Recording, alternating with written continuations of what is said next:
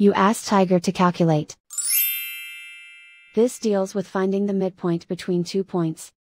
The midpoint between the 2 points is -0.5, -0.5. Let's solve it step by step.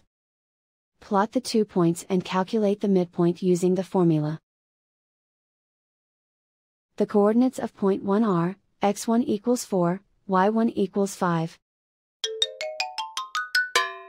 The coordinates of point 2 are, x2 equals -5, y2 equals -6. PM represents the midpoint of the 2 points.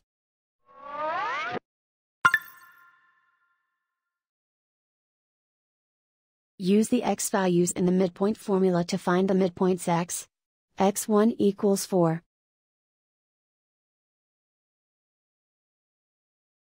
x2 equals -5. Simplify the arithmetic.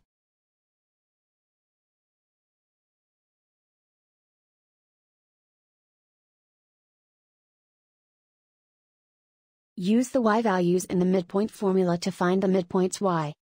y1 equals 5. y2 equals -6. Simplify the arithmetic.